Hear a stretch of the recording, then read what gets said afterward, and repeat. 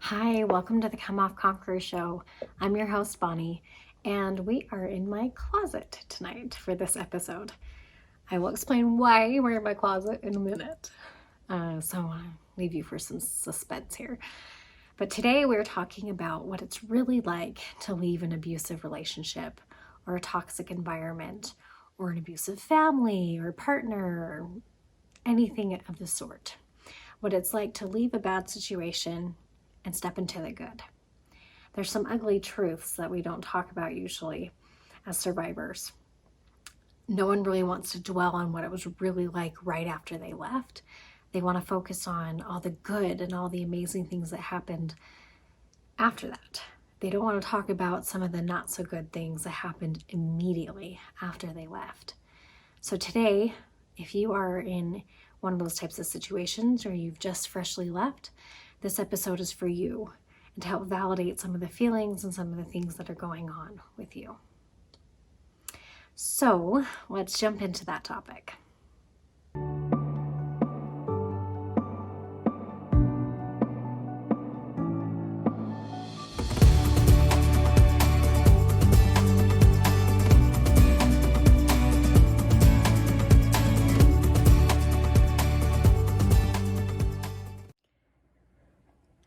Okay, I'm back. So after I did this video, I had this thought that the intro was kind of negative.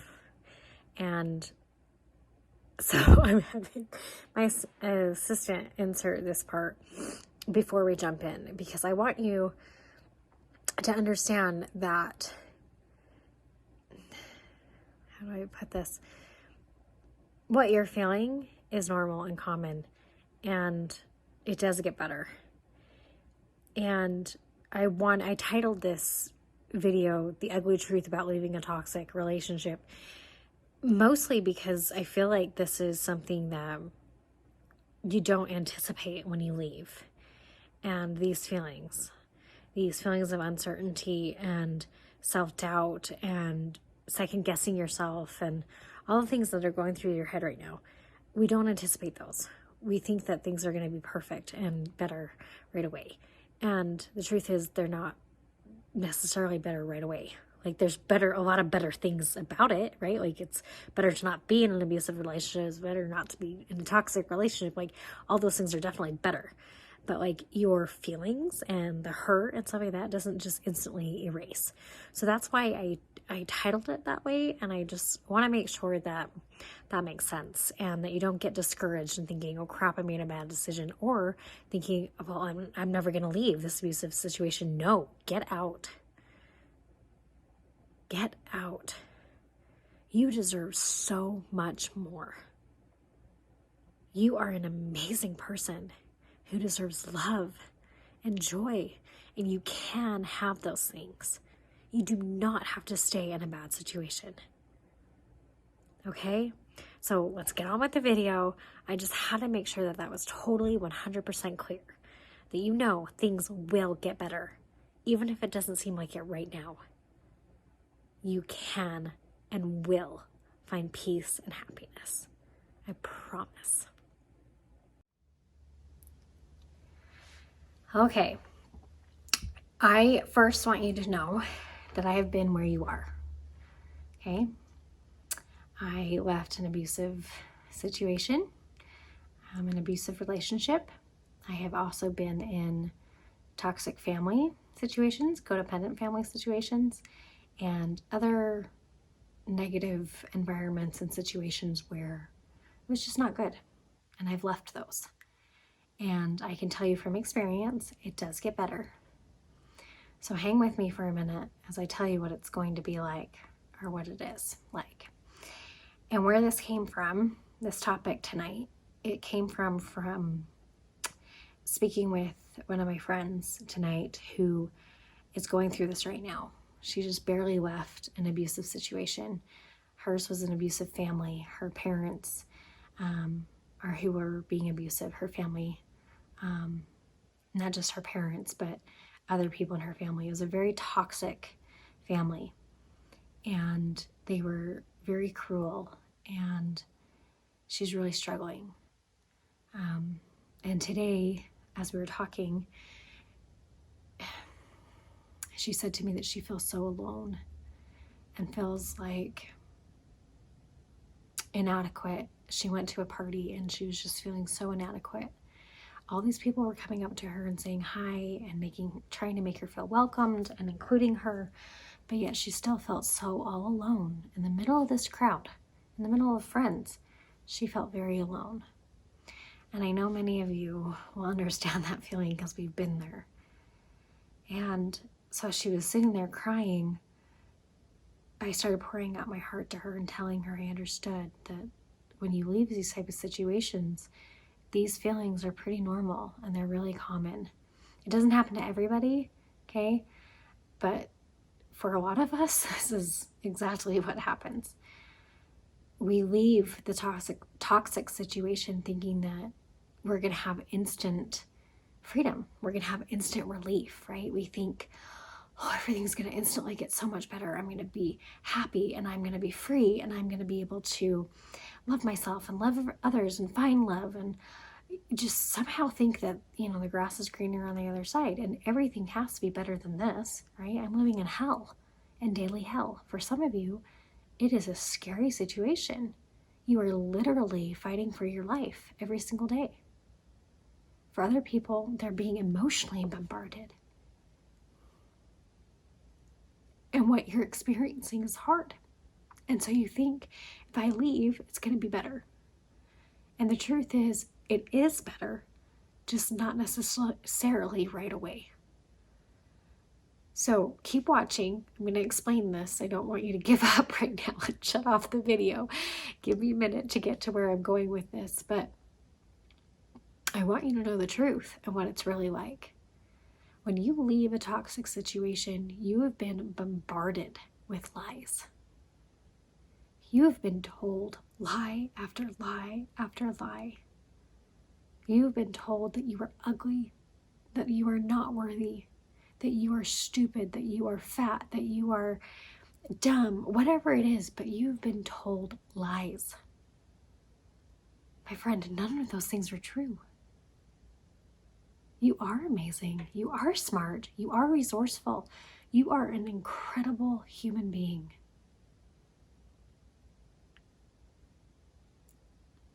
But it's hard to see it, isn't it? Because you've been conditioned and you've been beaten down and your self-esteem is gone. And you know what? It's really common.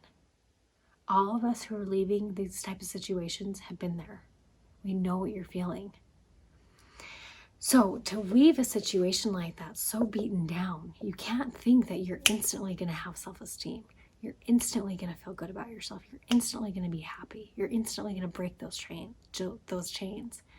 When you've been in a codependent state with your abuser, what happens when you're abused is there becomes this really weird, I can't remember the medical or psychological term for it, but basically when a woman is abused, the same receptor in the brain turns on for when she is nurturing a child, when she's has a baby.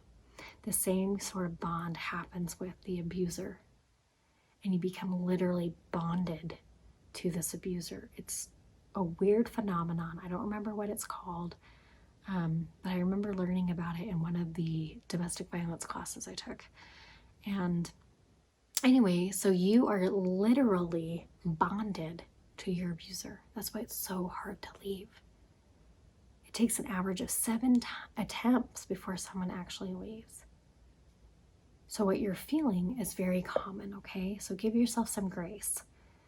You are not going to be able to break that chain instantly. You have to break it systematically. And I'm going to show you how here in a minute. I wrote some notes so that I wouldn't go completely off the rails, because let's be honest, I like to ramble. So the codependency takes time, and you break that through reprogramming your thoughts and your belief systems and cutting that chain. You can cut that chain energetically. You can cut that chain in your mind's eye. You can cut that chain physically, right? Cut off contact. You can do all sorts of things to cut that off. But it can still sometimes emotionally take some time, because if you think about it, this abusive situation is your norm, right? This is what you've dealt with for who knows how long, right? But that's your norm. So who are you going to be without that? What's going to happen? What's your new norm going to be like? Stepping into that unknown is scary. And a lot of that, and that scare and that fear is what keeps a lot of women or men tied to their abuser, because they're not sure how to make it without them, right? They have been conditioned to believe that they're dependent on that abuser. Okay, and so thinking, how am I going to support myself? How am I going to make friends? How am I going to live without this person, right? Those are very normal, and I shouldn't say normal, but they're common thoughts, right? This is a very common thing to have. And the truth is that you make a plan, right? You make a plan for what's going to happen, how you're going to support yourself, how you're going to find friends, finding hobbies, finding a support system to help you. We're going to do another video, hopefully with an expert, where we're going to explain how to get out of an abusive relationship and what the steps are to do. Okay, so stay tuned for that. Once it's released, I'll put the link down in the show notes of this video. But those are the quick things, right? You make a plan. You can call the domestic violence hotline. You can call CAPSA. You can call a women's shelter near you. If you're in a really scary situation and you don't feel like you can do that, you can text. There are some organizations that you can text where it doesn't look like you're texting somebody like that. And you can there's ways around it to protect you, okay? And these people will help you make a plan so that you can get out safely and that you're supported when you get out. And so the transition is easier, okay? I'll put some links to the domestic hotline and some other organizations that can help you with that. And okay, so back to the reality and what it's like. So when you do get out, you're kind of stuck in this limbo stage where you're in this unknown situation, and that can be really scary. And triggers happen all the time in this stage, in this very early stage. Someone smells, someone says something, someone, you read a sign, whatever, but triggers happen a lot. And a trigger is basically when you're reminded of the abuse, and you can start feeling a panic. You can get scared again. You can feel basically that you're in danger again, that you're not safe. Either emotionally not safe or physically not safe, right? And the trigger is your body's response to something that's reminding you of the trauma, okay? It's like PTSD. And triggers are not necessarily a bad thing, okay? They're telling you, this is your body's way of telling you you've got some work to do, that there's some baggage there that needs to be released. So instead of pushing the trigger away, it's helpful often when you can to think about it. What happened? What caused that trigger? And then you can do something that's called reprogramming and rewiring to help stop those triggers and help you pull out of it. And I'll get to that in a second. So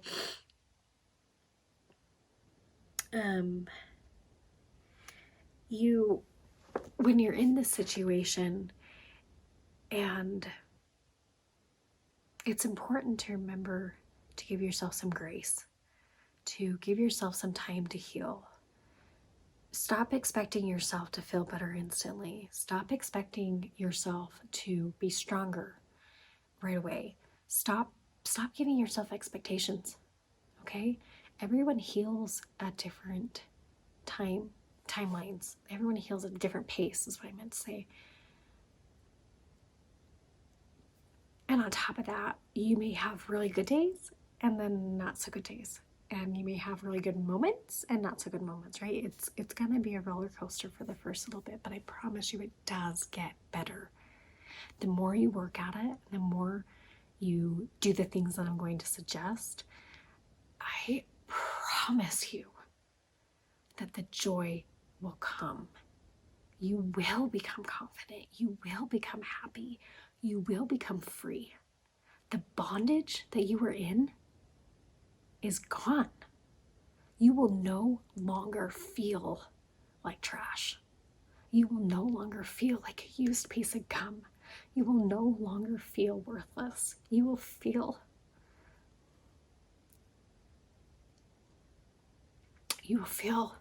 great. You will feel God's love for you. You will feel your own love for yourself, and you will be able to have a successful and happy life. Guys, that's what this whole channel is all about. Come off Conqueror. You can conquer this. You can take back your power. And here's how you do it, okay? So when these thoughts come in, okay, and we're here in my closet. I want to explain this now. We're here in my closet because for me, when I'm triggered and I'm feeling really low and I'm having a moment of panic, when I get panic attacks, I come here. I come to my closet. My closet is my safe place. It is for me where I commune with God often. I've said, I don't know how many prayers in here. I have bawled myself to sleep on this floor. My closet is my safe room. Okay, it's where I feel very safe. So we're here in this closet because this is a topic for me that can be triggering. And so I decided to do this video here so that I could feel safe and feel strong to deliver this message. So that's the first tip, is to find a place where you do feel safe. So my friend, who's a doula, she's an amazing person. She works with mothers who have PTSD about giving birth, and helps them recover emotionally and physically and all that stuff. She's incredible. And she taught me a really cool tool for when you feel triggered. You stop and you do the breathing. You can do some nose breathing. You've probably seen this, or people will. And they breathe out their one nose, and they do that, and they do this. I can't remember what this breathing is called, but it's a special kind of breathing. You can do that, or you can do whatever. You can do tapping on some people like your third eye, some people like your root or heart. What is this chakra? I can't remember, but right here, like, it kind of depends what you feel good, right? But you say, at this time, in this space, I am safe. And you repeat that a few times while you're breathing, and it helps calm you down. But the other thing, and this is where the reprogramming comes in, is you basically block the thought. So we're going to get into some neuropsychology here. I'm not a neuropsychologist, but I have met with several, and I've read a million books, and I've taken a lot of trainings, and they all kind of say the same thing. So I'm probably going to get some of the terminology wrong, so bear with me here. But basically the idea is that your memories and like things that are triggering you are kind of stuck back here in your amygdala, right? In your like imagination area. And your frontal lobe is where your reasoning is. And your body can't tell, your subconscious can't tell the difference between past and present, okay? So for your body, when something happens to trigger you, it's as if you are back in that moment again. That's why like the smell or whatever can like be so vivid, and all of a sudden it's like boom, and you're like, oh my gosh. And like sometimes those triggers can be huge, okay? It's because your subconscious can't tell the difference. So you have to stop your subconscious and get your subconscious to make a new neural pathway. So what happens is when you're triggered, your neural pathway ignites the thought train, if you will, that takes you back to that memory. Okay, and so what you're kind of doing is basically putting a block, like an obstacle, a wall, to stop that thought train, if you will, and you're literally building a new track and shifting your thought train to this new track. Okay, so how's that for a visual? Um, and you're literally building a new neural pathway. And I have a good friend who is a marriage and family therapist, and he taught me a really cool way to do that, to do the reprogramming. And I can't wait to get him on the show so he can tell you guys this. And I'm sure he's going to say it way better than I am. But he says basically in that moment, you stop yourself and you say something to the effect of, is this true? I am safe. I am not there. This is not happening right now. You basically call it out. And then you say, I am safe, and you do whatever it is that you need to do to keep going. You say the truth. There is a, I'm using Jake's phone. Jake's my husband, for those of you who don't know. I took an emotional resiliency class through my church. We're going to start this. I just got permission to do it with our group. So if you're in our Facebook group, and you're watching this like this week and not like later, we're starting the emotional resiliency classes soon. So please let me know that you're interested. And if you are watching this later, you can watch the recordings. They'll be in the theme, but we're going to start this emotional resiliency class. On day 2 of the class, it talks about your thinking patterns, okay, and like reprogramming your thoughts. And it says, after you identify your inaccurate thinking patterns, the next step is to try and change them to be more accurate and truthful thoughts. You can invite the Savior's influence by challenging your thoughts and asking whether they are true. This comes from John chapter 8, verse 32. Then they give some suggestions. Here are some questions you can use to challenge your inaccurate thoughts. 1, considering all the evidence, is the thought I'm having 100% accurate? So again, asking, is this true? 2, is this something the Savior would want me to think or feel? So that comes to the next thing, which is this from God or is this from the adversary? Is this a truth or a lie? If it's truth, it's not necessarily coming from the Savior, right? Because he doesn't want you to feel bad. But if it's a lie, it's definitely not coming from the Savior because he can't lie, right? There is a master deceiver and it's not him.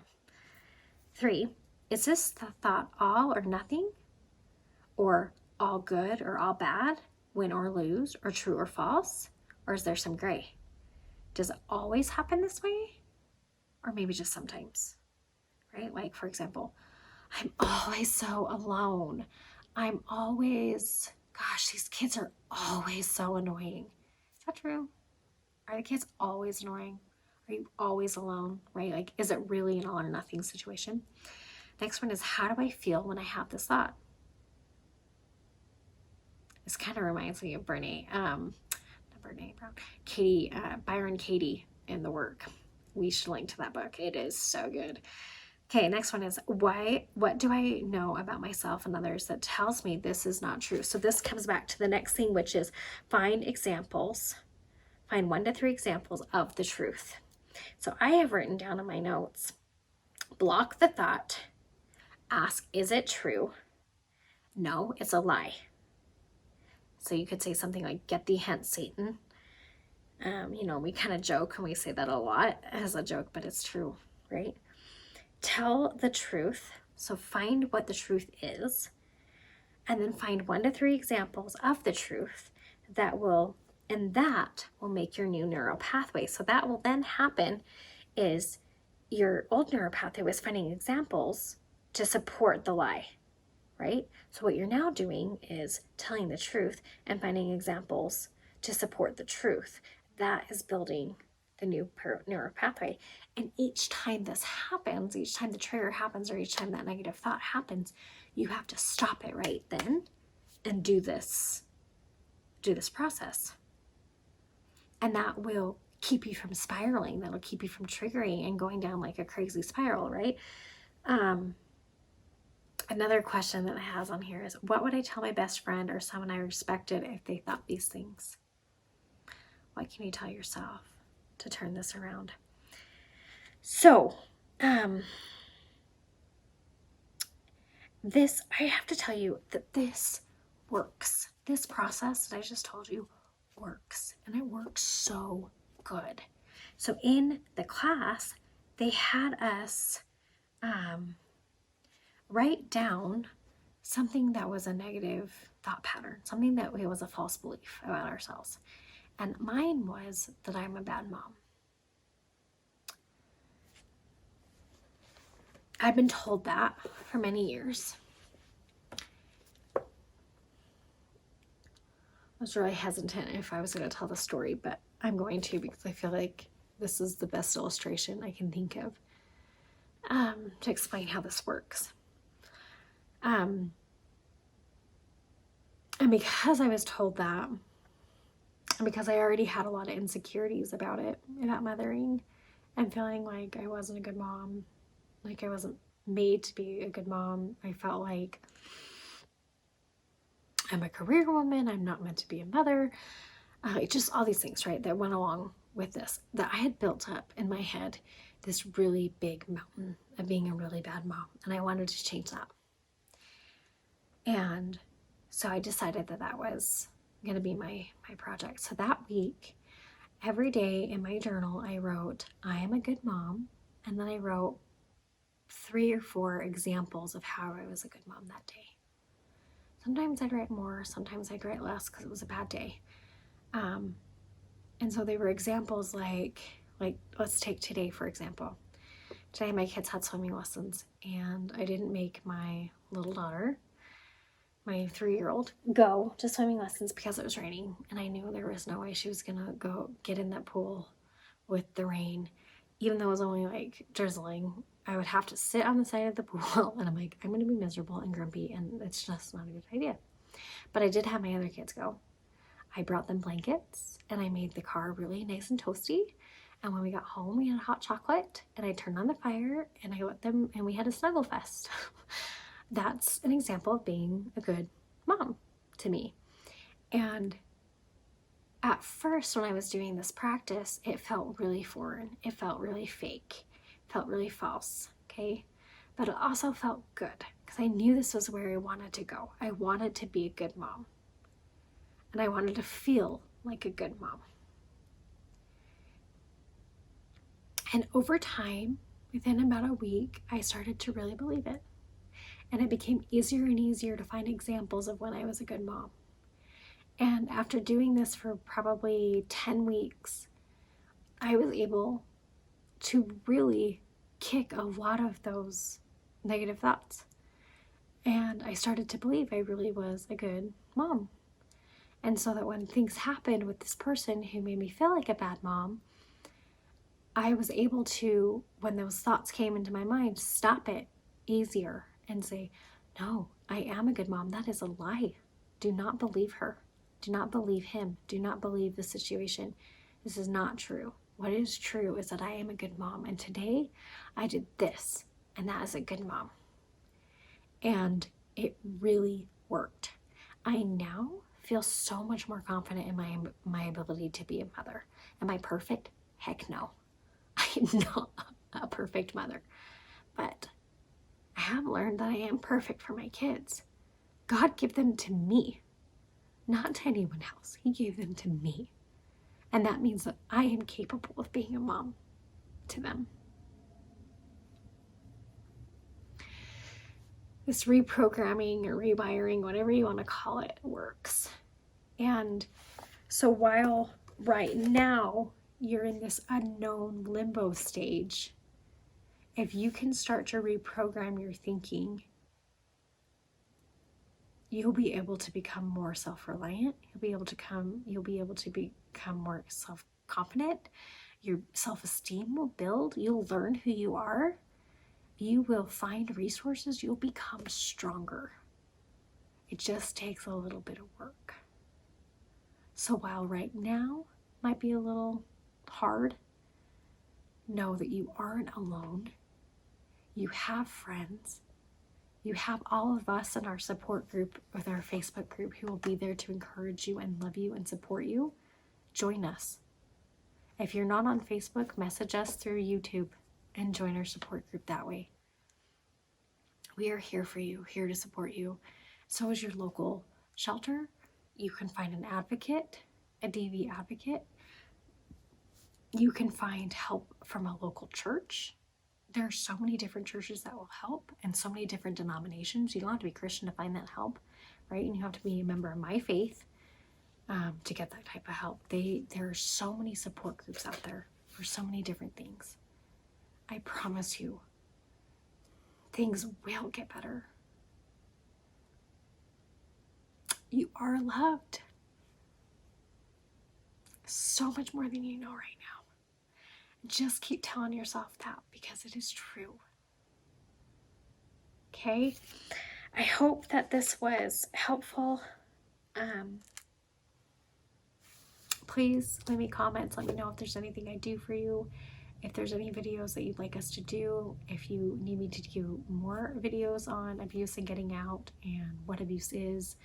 I've got some really great interviews coming up. I'm super excited for you guys to see them, to meet these people and hear what they have to say. They are just incredible. We've got some really cool stories coming up. So subscribe so you don't miss any of those. Thank you for liking and giving us thumbs up and sharing these videos. It really does help grow our channel and help YouTube, the way it works with their algorithms and stuff, like the more you like and share and subscribe and things like that, it really does help us get our message out, because it helps with the rankings and the SEO and stuff like that. So anyway, you're doing not me a huge favor, but you're helping spread the message of hope and love to those who need to hear it. So thank you so much for being here and being a part of this. Don't forget to join our Facebook group so that you can join our self-reliance emotional resiliency class. It is amazing. We had one woman who took it who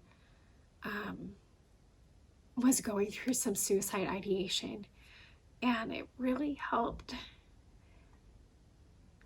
It really helped her a lot. The class really helped me, helped my marriage. It helped everybody who was in that class. It was just incredible, and I would dare say it was life-changing for all of us. So I hope you'll join us. And until next time, thank you. God bless. I love you.